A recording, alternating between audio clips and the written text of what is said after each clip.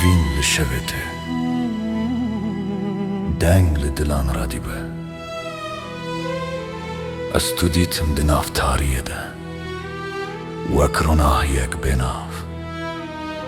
Gava dengê te bilind bû, dilê min xewinda kir.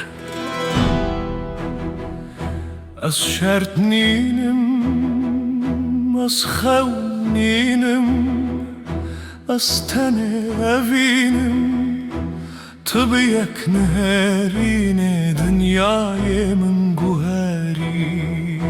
Tu gotî evîn tirse lê ez bi dengê te re, ji tirsê derketim, ez xwe dîtim di nav te de. Ah lê te evîna min, tu ler dengê minî, ez ne bi gotin dixwazim, ez bi stran dijî. Ev evîn şert nake, nedem nere. Tu gava tulvırı Jiyan bi min re dest pê dike. evîn ne şerte, evîn ne kadere. O dengê kulê dil dimîne. Tu dengê minî, Tu navê minî, tu şertê minî, tu azadiya minî.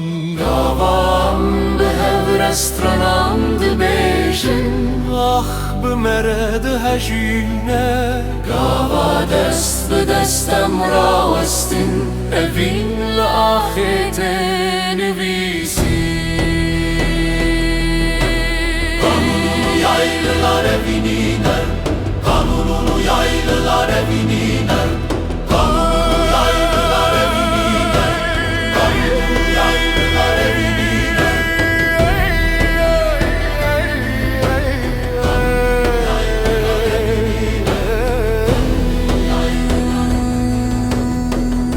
Ez bo te stran dibêjim,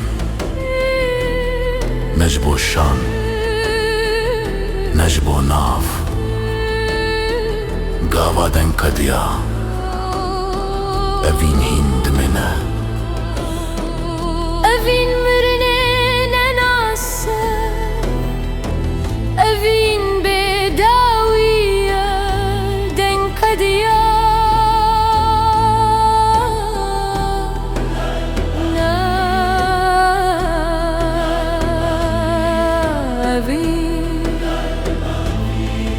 Evîn